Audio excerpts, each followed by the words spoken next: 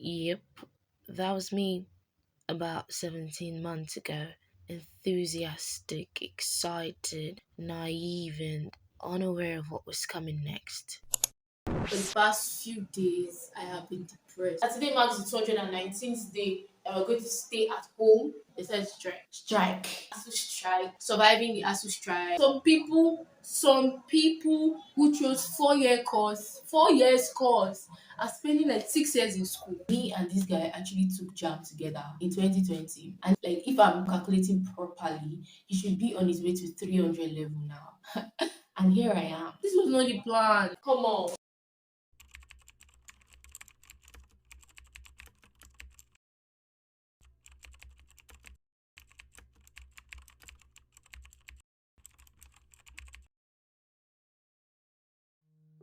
For the longest time, I always had this belief that my best days ended as soon as I graduated secondary school. I have never known what it felt like to stay in a particular level for so long. I started my education very early, left for a boarding secondary school at age 9 and graduated high school at age 15. I always took pride in the fact that I always turned out to be one of the youngest, if not the youngest in class. But the whole process that led to me finally getting into university and leaving the fresher mode was one I could not quite understand. I felt nothing was working out for me. I constantly compared myself to my mates and juniors who were already moving ahead of me. I kept questioning the essence of my relationship with God if nothing was even working for me, the daughter he claims to love. It almost felt like there was no point of everything. My world seemed to be tearing apart in front of my eyes, and I was the most helpless because there was almost nothing I could do but wait. How I hate to wait for anything or anyone or any rolling website. It makes me feel the most unproductive.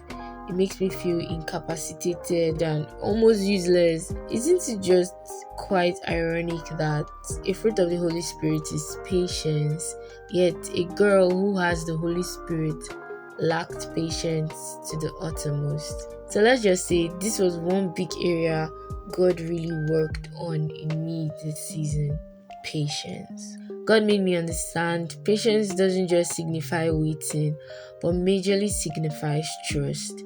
For you to wait for something, you literally have a certain amount of belief that it would work. It's more like going to a friend's room and the roommate says he's not around. If you're told he didn't go far, you'd probably wait because you believe he would come soon.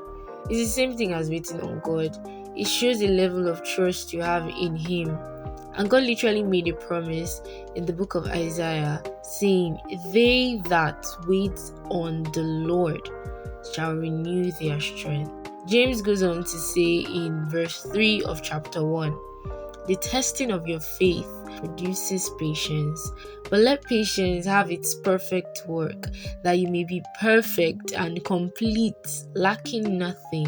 Message version says, "So don't try to get out of anything prematurely. Let it do its work so you become mature and well developed, not deficient in any way." Now, 8 months later, I wouldn't say I am a completely patient person, but the way I trust God these days baffles me. 8 months later, I do not feel like my best days are behind me. I know real well that my rear view cannot dare compare to what God will do in my life. 8 months later, I believe I am right where God will have me be, and there ain't any place better for me than in His will. 8 months later, I've learned the best thing to do in my waiting time is to keep worshiping and serving God with the whole of my heart and not whining and complaining. 8 months later, I'm here to remind you that you are not a mistake and you are very special in God's plan. 8 months later, I'm saying hello, YouTube, and not just hello. 8 months later, I'm back, bigger, stronger, better, and ready to serve again. And this is me, the videographer. I'm going to miss Oto-Obong. Oto-Obong, my love. to you need to. Ah, yes.